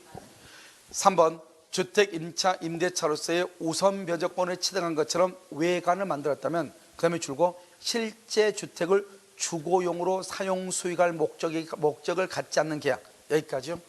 이것은 우선 변제, 최우선 변제가 인정이 안 돼. 왜요? 우리가 지상권, 전세권, 임차권은 용의권 등이죠. 그래서 점유해서 사용 수익을 해야 된단 말이죠. 그런데요, 실질적으로 사용 수익할 의사는 전혀 없고, 옛날에 친구한테 돈 빌려줬는데 친구가 돈을 갚지 않고 있는데 그 집이 경매가 될지 모른다는 거예요. 그러니까 어떻게 돼요? 그러면 최우선 변제라도 해가지고 몇 푼 받아야 되잖아요. 그러니까 그 집에다가 전입 신고만 일단 해놨단 말이죠. 보증금 옛날에 빌려준 돈 얼마 이렇게 해가지고요. 그런데 실제로 내가 거기 가서 지금 생활하고 있다 안 하고 있다? 안 하고 있죠. 그럼 여기 봐요. 실제 주택을 사용 수익할 목적이 없다는 것은 실제로 거기에 전입 신고가 주택을 인도받았다 받지 않았다? 받지 않았다 이 말이잖아요. 그러니까 결국 최우선 변제나 우선 변제를 받을 수 있다 없다? 없다. 뭐가 없다? 대항력이 있다 없다? 없다. 우선 변제 받을 수 없다. 시험에 자주 나오죠. 4번, 임차인은 임차주택을 양수인에게 인도하지 않으면 보증금을 받을 수가 없다. 이건 왜 그러죠? 이런 봐봐요. 우리가 이제 주택임대차는 뭐죠? 주택임대차는 뭐냐면 배당 요구 채권이에요. 배당 요구 채권이요. 배당을 요구해야 돼. 그럼 배당을 요구한다는 것은 다른 말로 보증금을 반환해달라 이 말이에요. 경매대금에서 보증금은 반환해달라. 그럼 보증금을 반환하면 임대차가 뭐가 돼야 돼요? 임대차가 종료가 돼야 돼요. 그럼 임대차가 종료만 하면 되는 것이 아니고, 임대차가 종료가 되면 보증금 반환하고 목적물의 인도는 무슨 관계다? 동시 이행 관계거든. 지금부터 잘 봐. 그러니까 우리가요, 배당 요구를 했다고 하는 것은 보증금을 반환했단 말이고, 보증금은 임대차가 종료가 될 때 반환하니까 배당 요구라는 말의 뜻은 임대차 해지 통고가 돼. 해지 통고. 알겠죠?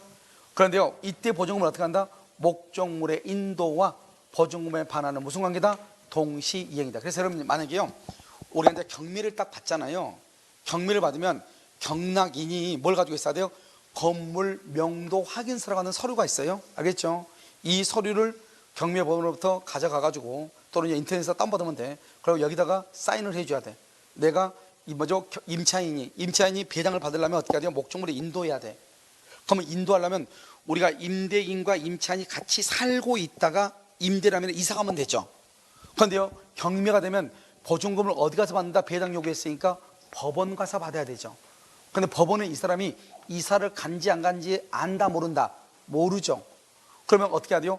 이 거기 사는 임차인이 우선 변제, 최우선 변제를 받으려면 일단 경락받은 경락인의 사인이 들어있는, 즉 내가 이사를 갔다, 그래서 내가 물건을 경락인한테 인도해 줬다, 그것을 확인할 수 있는 사인을 받아야 돼요. 그 다음에 어떻게 해야 된다? 여기다가요, 경락받은 사람의 인감증명서를 첨부를 해야 돼요. 이 사람 지금 현재요, 인도를 받았는지 안 받았는지 중요하죠.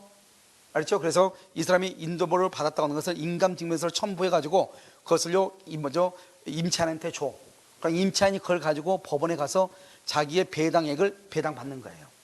무슨 말인지 알겠죠? 그러니까 항상 우리는요, 우리 우리가 전세권이라든가 저당권이나 근저당권은 등기부에 등기가 딱 돼 있죠. 전세 보증금 얼마, 그다음에 채피담보 채권 얼마. 그런데 임대차는요, 채권이기 때문에 임대인과 임차인 두 사람밖에 모르죠. 그래서 주택임대차에서는 반드시 배당 요구를 해야 돼. 알겠죠? 배당 요구를 해야 다른 사람도 알 거 아니에요. 그런데요, 만약에 이것이 임차권 등기 명령에 의해서 등기가 됐다, 등기. 그럼 등기부에 보증금이 얼마로 또 기록이 돼. 그래, 그때는 배당 요구를 할 필요가 있다, 없다? 없다. 이런 말이죠. 아시겠죠? 그래서 이것을 얘기하니까요. 자, 지금부터 한번 보시면, 지금 어디를 얘기하냐면, 여기 4번을 보시면요, 임차인은 임차주택을 양수인에게 뭐 하지 않으면, 인도하지 아니하면 보증금을 받을 수 있다, 없다? 없다. 그래서 목적물의 인도 동그라미 보증금 동그라미, 인도와 보증금은 무슨 관계다? 동시 이행이기 때문에 그렇다, 이 말이죠. 자, 5번 한번 볼까요? 주택임대차 보호법에 의해 우선 변제권을 갖게 되는 임차 보증금 채권자는 선순위 가압류하고는 무슨 관계다? 평등 배당이다. 평등 배당. 왜요? 이런 몇 번 얘기했어. 가압류라고 하는 것은 무엇을 가압류한다? 채권을 가압류한다. 채권에는 순위가 있다, 없다? 없다. 그래서 여러분요, 자, 지금 여기 5번 보시면 이거죠. 여기 한번 봐봐요. 그냥 여기 갑이 있고, 여기 을이 있고요, 여기 A가 있고, 여기 B가 이렇게 있죠. 이 B가 뭐다? 가압류다. 그런데 이 가압류는 뭐를 가압류한다? 채권을 가압류한다. 채권은요, 채권자 평등의 원칙에 의해서 순서가 없어. 순서가 없다는 것은 A가 근저당이다. B가요, 예를 들어서 전세권자다. 또는요, B가요, 저당권자다. 또는요, 대항력이 있는 임차인이다. 이렇게요. 이런 사람들이 이렇게 있으면 이 채권은 선순위보다는 당연히 우선하지 못하죠. 그런데 여기 가압류는요, 후순위하고는 순위가 똑같아. 그래서 이걸 평등이라고 그래. 평등이라는 것은 똑같이 배당받냐, 그런 뜻이 아니에요. 예를 들어서 이게 말했죠, 1억 9천이다. 1억 9천, 이게 1억이고 이 사람이 1억이고 이 사람이 2억이다. 그러면 경매대금 1억 9천이다. 그러면 일단 A 선순위가 1억을 받는 거죠. 그럼 나머지가 얼마죠? 나머지가 9천 남죠. 9천은 이 사람이 1억이고 여기는 2억이죠. 여기 채권의 가압류죠. 가압류는 채권을 가압류해. 그러니까 이 가압류권자고 뒤에 밑에 있는 후순위하고는 순서가 똑같아. 순서가 똑같으면 그러면 9천만 원을 4,500씩 받아가나, 그게 아니고 순서가 똑같으면 어떻게 하느냐, 채권액에 비례해서 안분을 해. 그래, 여기는 얼마죠? 1억이고 여기는 얼마죠? 2억이죠. 2대 1이죠. 2대 1이니까 3천이고 얼마다? 6천이고 이렇게 받아가. 그래서 을은 얼마? 3천. B는 얼마? 6천을 받아간다, 이 말이죠. 6천. 무슨 말인지 알겠죠? 채권액에 비례해서 받아가는다, 이 말이죠. 지금 이렇게 아시겠죠? 이것을 우리는 채권액에 비례해서 안분 배당을 받는다, 이렇게 표현을 하는 거예요. 무슨 말인지 아시겠죠? 이렇게. 그래서 여러분요, 다시 한번 보시면 여기 주택임대차보호법에 의해서 우선 변제권을 갖게 되는 보증금 채권자는 선순위, 그러니까 내가 보증금 채권자인데 내 앞에 선순위 가압류가 있다 이 말이죠. 그러면 가압류하고 나하고는 채권액에 비례해서 어떻게 한다? 평등 배당, 안분 배당을 받는다 이런 말이죠. 아시겠죠? 정답 몇 번이죠? 3번이요. 자, 8번은요. 임차 인으로부터 임차권과 분리, 여기를 주고 임차권과 분리하여 임대차 보증금 반환 채권만 양수 줄고요. 채권만. 그럼 이러면 뭐예요? 이 사람은 지금 임차권과 분리했다고 되어 있죠. 여기 한번 봐봐. 여기 우선 변제권 행사하죠. 주택임대차보호법상 우선 변제를 행사하려면 뭐가 있어야 돼요? 뭐가 있어야 돼? 우선 변제하려면 뭐가 있어야 돼? 확정일자를 해야죠. 확정일자는 어디다 확정일자를 받아요? 임대차 계약서에다 확정일자를 받고, 알겠죠? 근데 지금 여기 한번 봐봐. 지금 임차인이 누구죠? 을이죠. 을로부터요 임차권과는 분리해서 채권만 양수했다. 병이요. 병이. 그런데 여기서 뭐가 문제가 되죠? 이 병이라는 사람은 임차인이다 아니다? 아니다. 임차인이 아니니까 임대차 계약서가 있다 없다? 없다. 확정일자가 있다 없다? 없다. 우선 변제를 받을 수 있다 없다? 없다 이 말이죠. 알겠죠?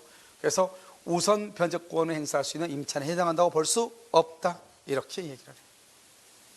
자, 2번 주택임대차 성립 당시 임대인 소유였던 대지가 임차인에게 양도되어 임차주택과 대지의 소유자가 서로 달라지게 됐다. 임차인이 대지의 환가대금, 아까 얘기했죠. 대지하고 건물이 처음에는 동일했어.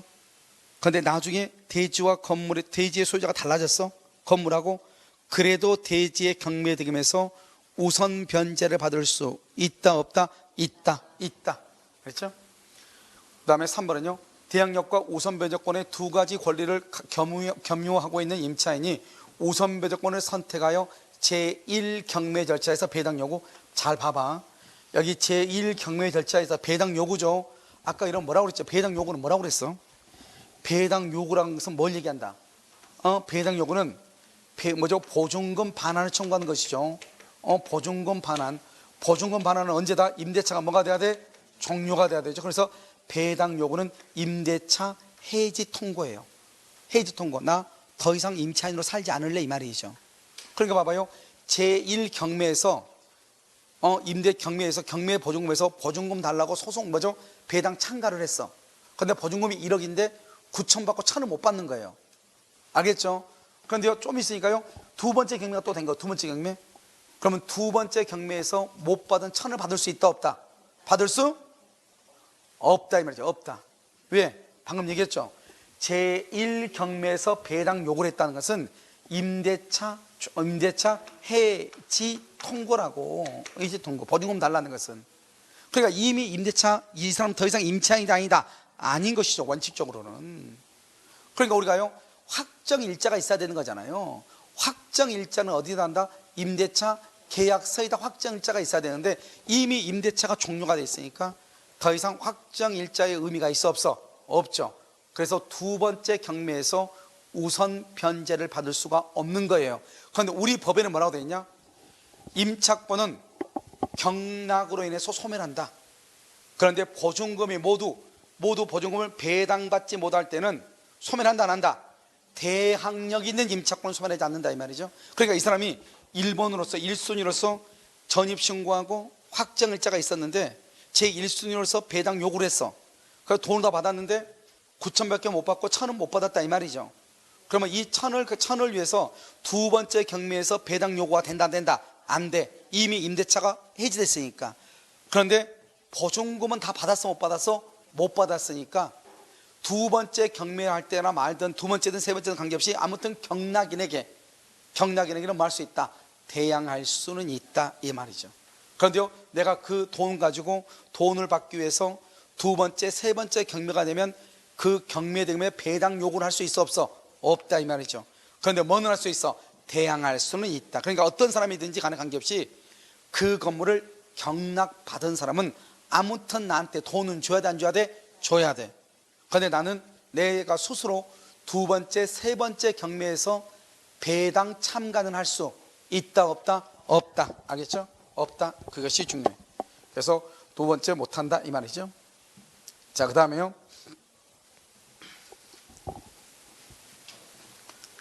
자, 4번은요. 임차인이 우선 배정권을 선택하여 경매 절차에서 보증금에 대한 배당 요구를 하여 보증금 전액을 배당받을 수 있는 경우, 임차인에 대한 줄과 배당표가 확정될 때까지.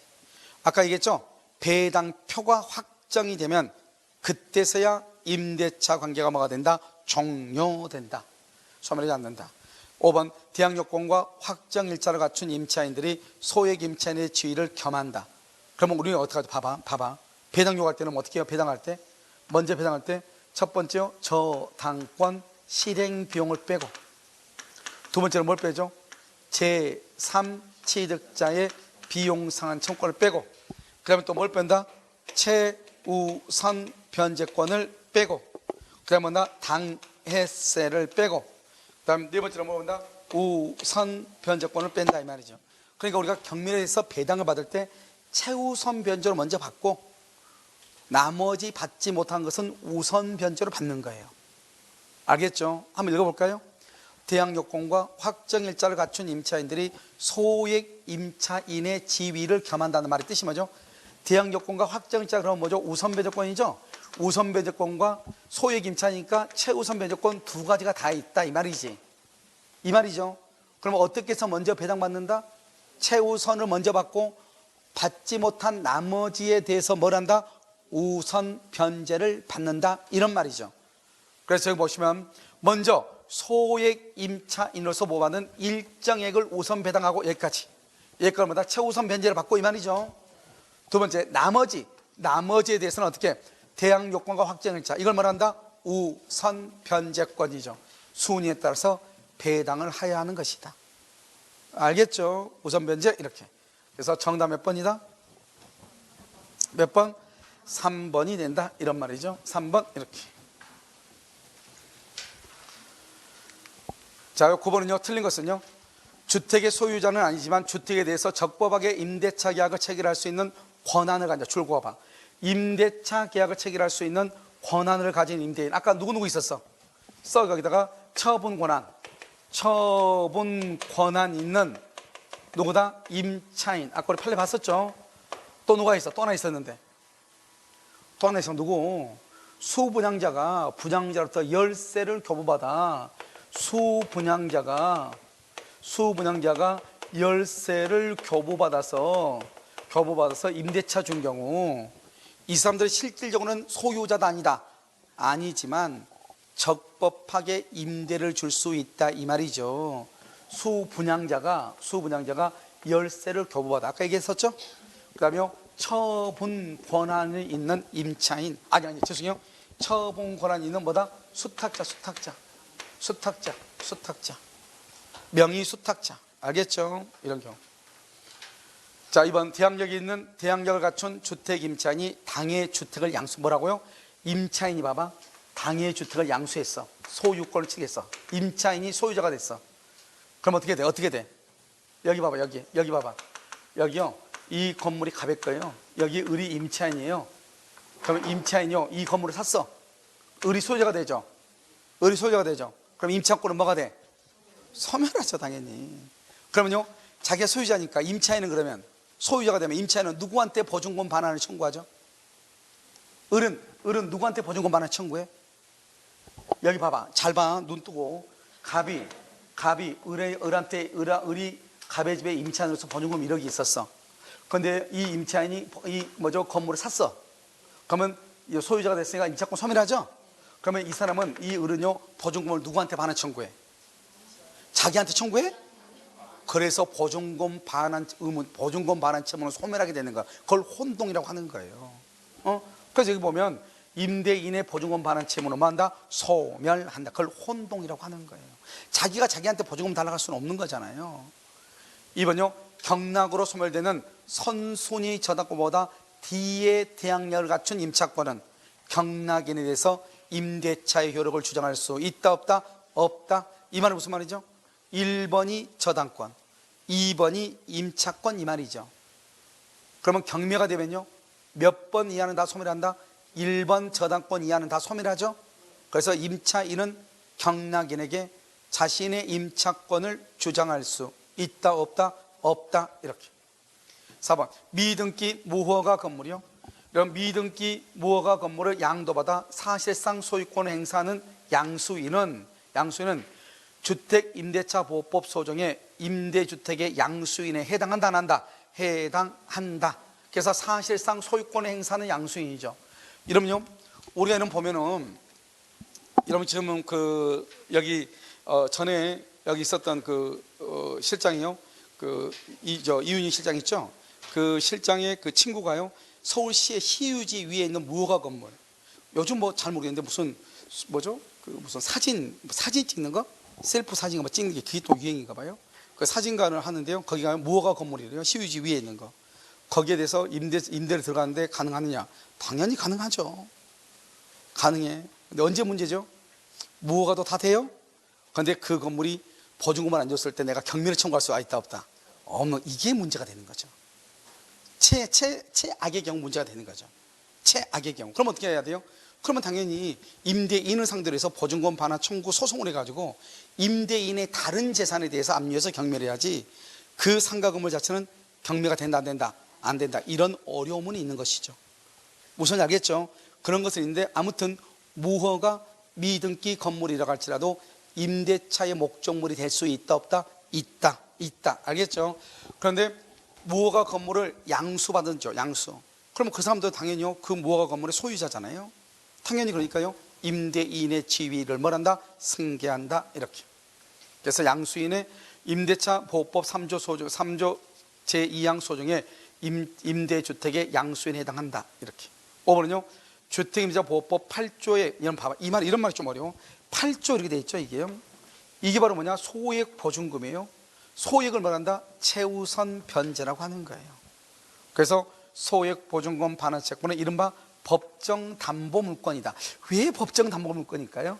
여러분, 원칙적으로 배당은 누가 받는 거죠? 배당은 누가 받죠? 담보 물건이 받는 거죠. 담보 물건. 물권법에서 받는 거죠. 우리가 배당은요, 어디요? 전세권이나 저당권이나 질권 같은 데서 받는 거잖아요. 그런데 여기서 보면 임차인임에도 불구하고요, 그 다음에 전입신고가 되어 있고 소액이면은 경매대금에서 보증금을 배당받을 수 있거든요. 이것을 우리가 뭐란다? 담보 물건의 성질이다, 이 말이죠. 임대차가 임차인이 소액 임차인이고 전입신고가 되어 있으면은 그 임차권이 물건이 된다, 이 말이 아니고 담보 물건과 같은 효력을 갖는다, 이 말이죠. 알겠죠? 대지와 건물 모두로부터 배당을 받을 때 어때요? 대지와 건물 모두로부터 배당받을 때는 여기요 368조 제1항 줄고요, 이것이 뭐냐? 우리가 공동저당에서 동시배당이에요. 동시배당의 경우 이 말이죠. 동시배당을 받을 때는 채권액에 비례해서 뭐를 정한다? 안분액을 정한다, 이 말이죠. 그래서 대지와 건물의 경매대가에 비례해서 채권의 분담을 뭐한다? 정한다. 이렇게. 이것을 뭐한다? 안분액을 정한다. 왜 이런 말이 나온다? 우리는 분명히 주택 임차인임에도 불구하고 건물뿐만 아니라 대지의 매각대금에서도 우선 변제를 받을 수 있다 없다? 있다. 이런 말, 있다. 정답 몇 번이다? 4번이요. 자, 10번은요, 여기 우리 이윤다 설명했어. 점포 및 사무실로 사용되던 건물이죠. 이게 바로 뭐죠? 이건 모텔로 생각하면 돼요. 모텔이죠. 모텔의 근저권이 설정돼서 나중에 건물이 주거용으로 바뀌어. 왜요? 모텔이 너무 낡아가지고 아무도 안 들어와요. 그러니까 이것을 우리 보면 뭐 월세 있습니다. 모텔에 보면 이런 게 있어 없어? 있죠. 그래서 이것이 주거용으로 바뀌었다, 이 말이죠. 그러면 그 사람은 누가 더 우선하느냐? 그 소액 임차인은 근저당권자보다 더 우선한다, 이 말이죠. 이걸 뭐라고 한다? 우리가 첫 번째 1번 문제 풀었는데, 주거용 건물인지 아닌지는 공부상 표시다 실지용도다. 실지용도. 지금 현재 월세 주거용으로 지금 현재 임대차 계약이 이루어지고 있다, 이 말이죠.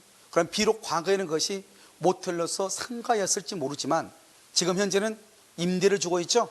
그랬으면 주택임대차 보호법이 우선 적용될 수 있다, 이런 말이에요. 아시겠죠? 그래서 소액 임차인은 근저당권보다 우선하여 변제받을 권리가 있다 없다? 있다. 1번 틀렸죠?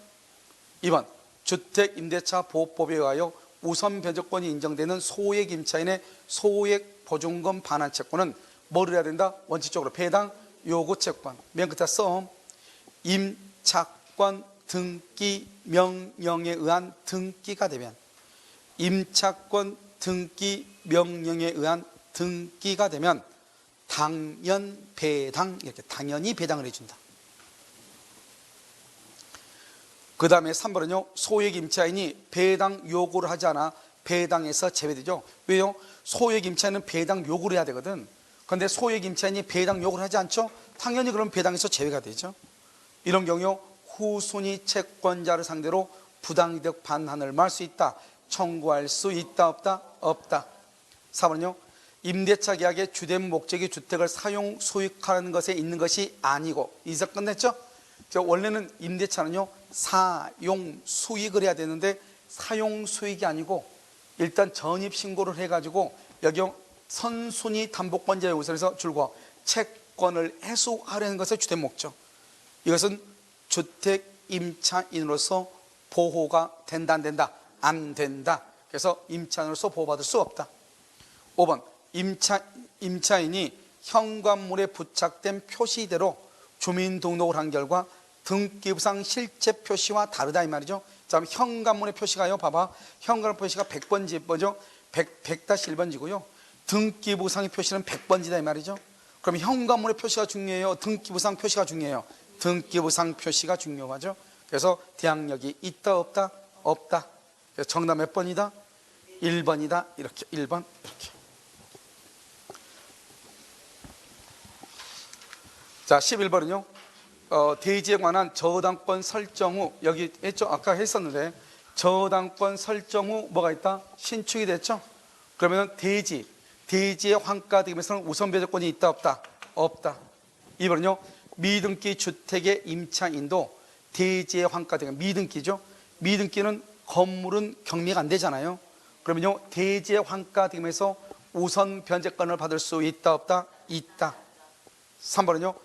주택임대차보호법상 대항력과 우선 변제권을 모두 가지고 있는 임차인이 보증금 반환 청구 소송의 확정 판결 등 집행권은, 여기서 우리가요, 이 사람은 임차인은 임차권은 원칙적으로 경매를 청구할 수가 없죠. 그러니까 임차인이 경매를 청구하려면 보증금 반환 청구 소송을 해야 돼. 소송을 해서 판결문을 받아야 돼. 이 판결문을 집행권원이라고 하고 이 판결문에 의해서 경매를 청구해. 그러면 우리가요, 전세권자도 경매를 청구하죠. 그러면 전세권자가 경매를 청구하려면 목적물을 인도하고 말소에 필요한 서류를 제공해서 상대방을 뭐에 빠뜨려야 돼? 이행 지체에 빠뜨려야 경매를 청구할 수 있잖아요. 그것은 전세권으로 경매를 청구할 때 그래. 그런데 임차권은 경매를 청구할 수가 있다 없다? 없어. 그러면 보증금 반환 청구 소송을 해서 판결문을 얻어가지고 판결문에 의해서 경매를 해. 그러니까 임차권으로 경매를 하는 것이 아니기 때문에 그 집에서 거주하면서 경매를 청구할 수가 있는 거예요. 그래서 여기서 좀 중요한 것은 뭐다? 그것은 배당 요구 전까지 별도로 집행으로 해서 강제경매를 신청한 경우, 이렇게 돼 있죠? 경매를 신청하죠? 여기서 경우, 여기 동그라미. 그럼 써요.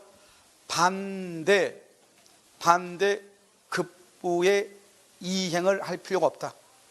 반대 급부의 이행을 할 필요가 없다.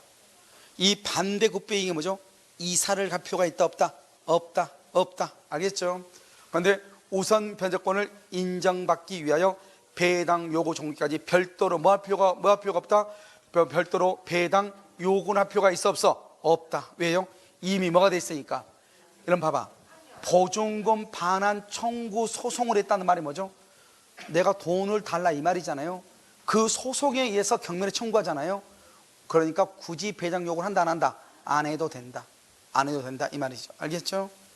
그래서 이 사람은 보증금 반환 청구 소송에 의한 판결문에 의해서 경매를 청구한다는 것은 보증금을 받기 위한 거잖아요. 배당 요구를 하지 않아도 된다 이 말이죠. 그다음 4번 임대차 보증금의 감액으로 소액 임차인에 해당. 여러분 감액으로 소액 임차인에 해당 여기 줄고 소액 임차인에 해당 여기다 뭐라고 쓰냐면 경매 개시 등기 전까지 이렇게 경매 개시 등기가 뭐죠? 압류 등기죠. 경매를 하려면 압류를 해야 되잖아요. 압류가 되기 전에 서울시에서요, 보증금이 1억 5천이었는데 이 뭐죠, 주인한테요, 내가 돈 쓸 때가 있어가지고 6천만 원 반환해 달라고 해가지고 월세로요 30을 더 주고 살았단 말이죠. 그러면 1억 5천에서 6천을 반환 받았으니까 9천이 됐죠. 그런데 나중에 경매가 된 거예요.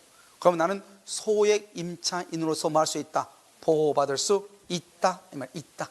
알겠죠? 그래서 정답 몇 번이다? 정답 몇 번이요? 보호받을 수 있다. 그랬죠? 없다. 그랬죠? 틀렸어요. 그래서 해당하게 된 경우는 보호받을 수 있어요. 4번이요? 있다. 그 다음에 지금 여기서는 틀린 게 없는데요. 알겠죠? 5번 안 했어요?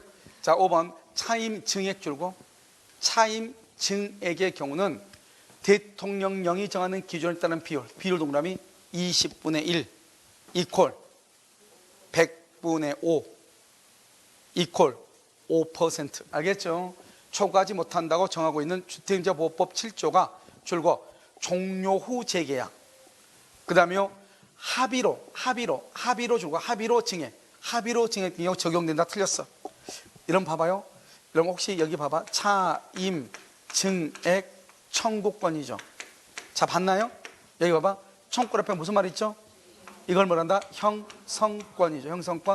형성권을 뭐란다? 일방적 의사표시죠.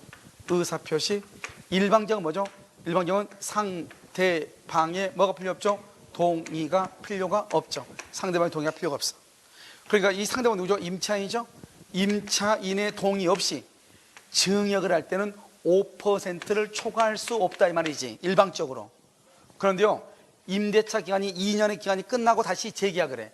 종료 후 재계약하거나, 내가요 주인한테 뭐죠, 임차인한테 얘기해.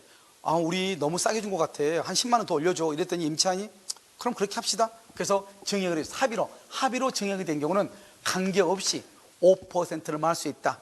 초과할 수 있고, 내가 일방적으로 임대인이 임차인한테 일방적으로 통지해. 무조건 월세 10만 원 올려달라고 이렇게. 그랬을 때는요, 100만 원에 대해서 10만 원 된다 안 된다? 안 되죠. 그때는 5만 원만 올릴 수 있고, 만약에 10만 원 올리죠 일방적으로. 그럼 내가 10만 원 어쩔 수 없이 줘야 되죠. 부딪히기 싫으니까. 그러면 임대차간이 끝나고 나갈 때 반환받을 수 있어.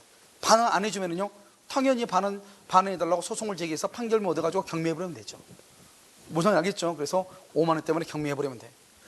무슨 말인지 아시겠죠? 그래서 우리 법정으로 뭐라고 했죠?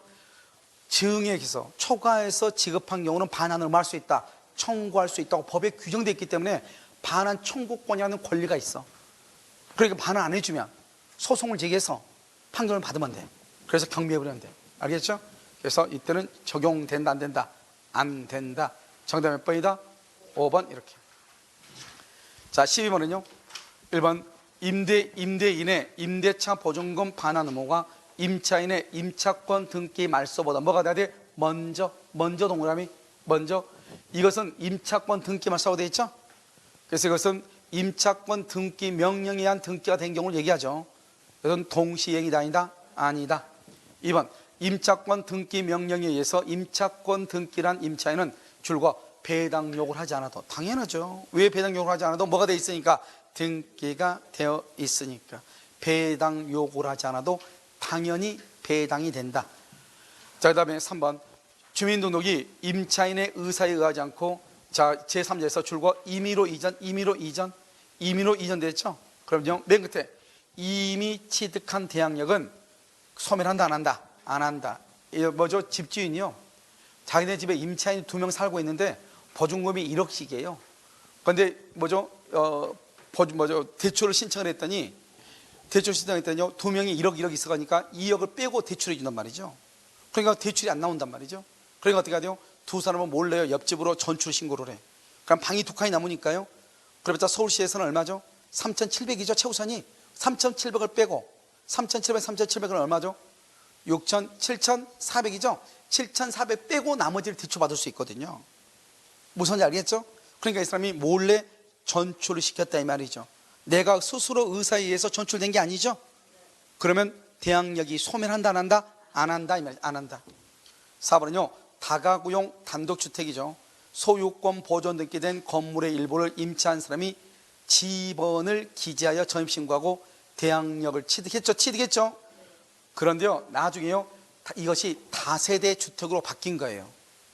그럼 어떻게 해야 돼요? 집원만 하면 안 되죠. 이제 동호수까지 있어야 되잖아요. 판례가 말하겠다, 다가구 일대 집원만 기록해서 대항력을 취득했죠. 나중에 다세대 주택으로 바뀌었죠. 동호수를 기록하지 않더라도 대항력은 그대로 뭐가 된다? 유지된다. 이렇게. 5번, 주택임대차보호법상 대항력을 행사하기 위해서는 주택의 인도 및 주민등록이 계속 존속이죠. 이때의 계속은 언제를 얘기한다? 배당, 요구, 종기까지. 이렇게 배당, 요구, 종기까지 계속 존속하고 있어야 된다. 정답 몇 번이다? 4번. 이렇게. 자, 여기까지 하고요, 잠깐 쉬었다가요, 상가 임대차 보호법을 보도록 그렇게 하겠습니다.